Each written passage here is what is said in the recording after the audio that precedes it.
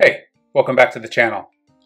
You're watching R3, Rank 3, Red Magneto, Solo, the Iron Man Infinity War boss of Act 6, Chapter 3.4. He is metal, he is a hero, but he's also armor break immune and has Plague Mind. I think I threw one, maybe two specials throughout this whole fight. Definitely no special twos. And we're going to get this down in 41 hits. I'm not even good at reparry. I think I maybe landed one or two. Magneto is incredible. I'll link some of the other videos I've done on him, but this is our final review. I'm going to show him against some of the fights that have been asked by subscribers, give you a sense of what he can do when he's not even against metal and how great he still is.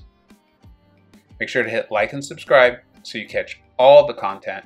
And check out the description for the link to those other videos and also our subscriber giveaway that we'll be doing very, very soon. All right, let's get to the show.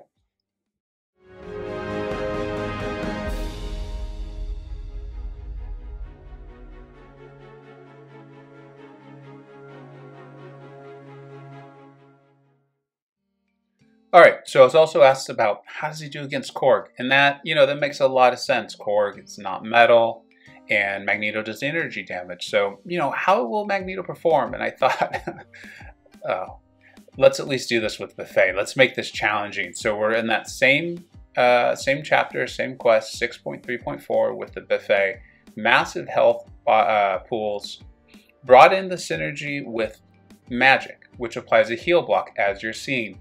I did my best to play this fight with an eye on keeping that heal block in. The Buffet is large, and with these health pools being so big, Korg often healed right back up. As you see, we're just managing the rock stacks, making sure that we parry once they're down, and use that as an opportunity to get our prowess up. We're maintaining the heal block, which replenishes every time we knock him down.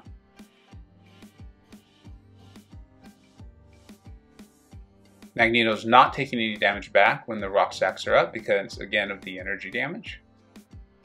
And build some prowess. Throw the SP3. Let's see how it does. We're going to slow it down so you get a sense. 167,000 damage.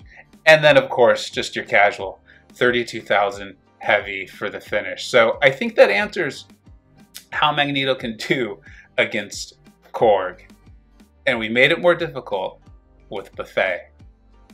Now I want to take a look at what he can do. Now, obviously Gilly is a metal champion, but what we're showcasing here is Magneto can't miss against a metal champion. It just felt weird. It still even screwed with my muscle memory a little bit of just swinging into Gilly and not even worry about it. But as you see, misfailed, over and over and over again. And this was from the Omega Summoner Smackdown. It's incredible. It's just, he handles so many things that are common with the metal hashtag. And then, of course, just the casual 40,000 SP2 to end it. And that fight is over. All right, now we're going up against Wasp on the exact same lane, 6.3.4 in Act 6.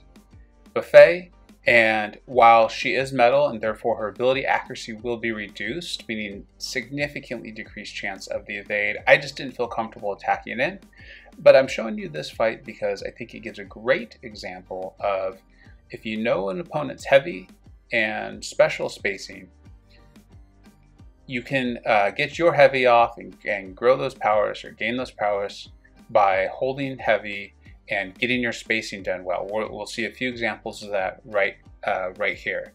Of course, once she's done her specials or thrown her heavy, that timer goes down.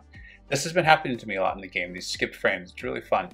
But obviously it threw me off a little bit there. So, I am able to parry and landing the heavies.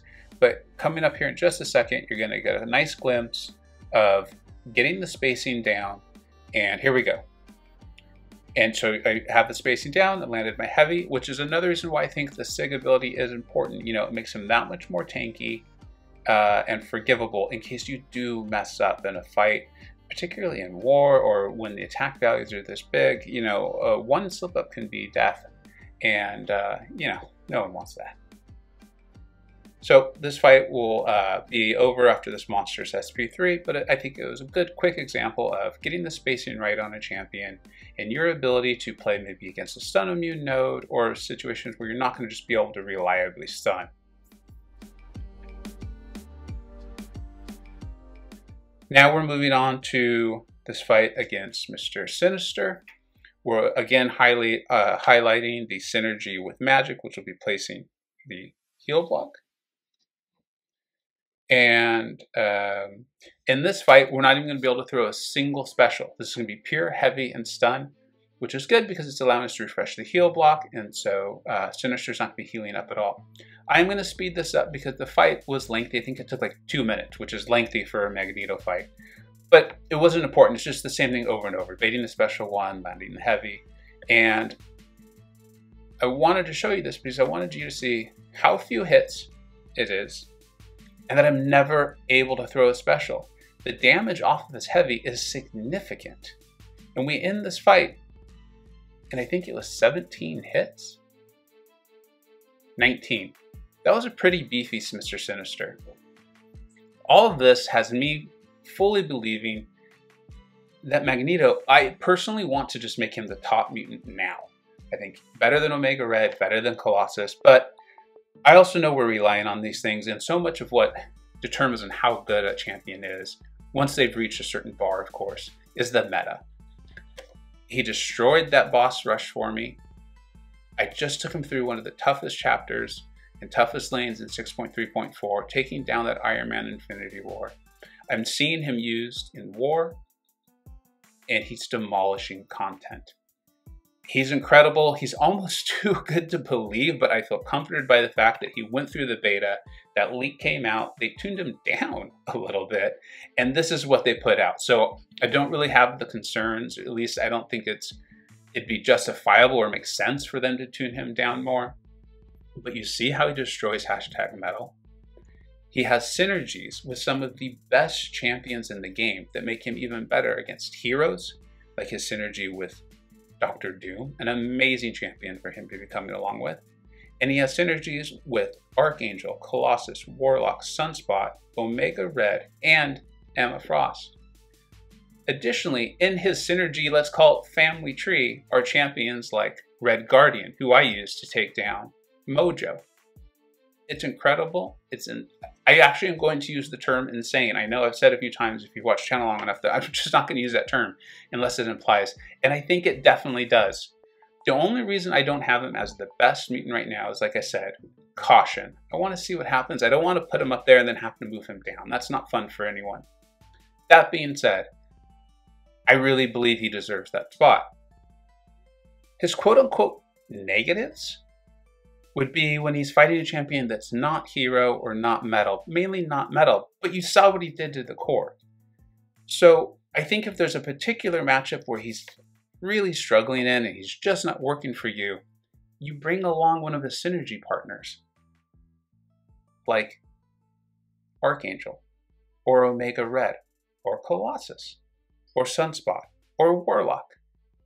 These are champions that, like, we all get elated when we pull them. We can't wait to bring them into quests. So it's like, if he has a weakness, which he has a few, you have an answer that you're excited to bring. You're not having to bring in Yellow Jacket.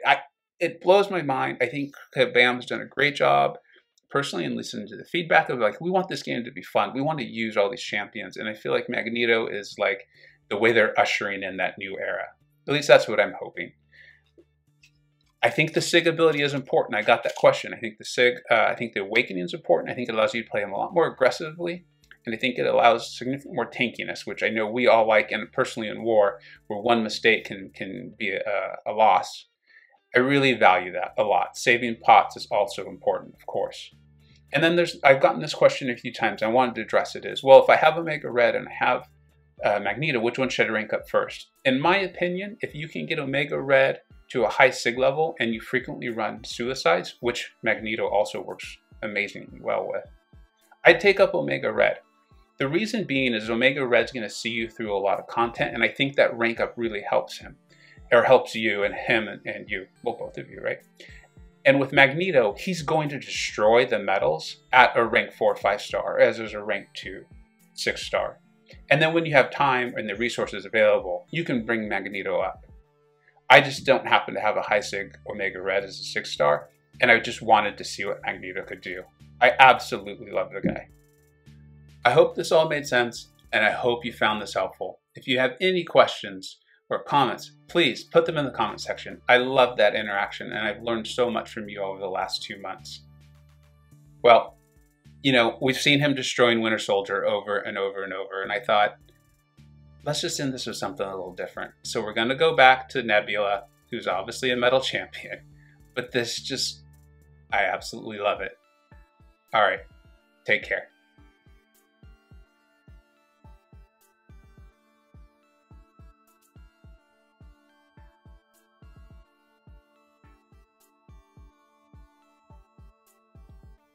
You know, as we said, Nebula is metal. You see we have the heal block on, so we don't even really need to worry about her healing up. I love this because of how few hits it is. You know, we kept hearing about how we had to go to the SP3, but I think you've seen in this video, the SP2 can do just fine. And also it shows how if you know the spacing, you know the distance, you can do the heavy like that. We just did it right there. You don't have to parry stun. It's nice, it's helpful, it helps you build the prowess, don't get me wrong. But as you're about to see, we know the spacing on the SP1 very well. I charge up my heavy, does some nice damage, and then watch this SP2. A nice casual 230 SP2 to end this fight. I hope you either learned something, were entertained, or even better, a little bit of both. Don't forget to like, subscribe, and follow on Twitter at VegaGaming583. Thanks so much for watching. Take care.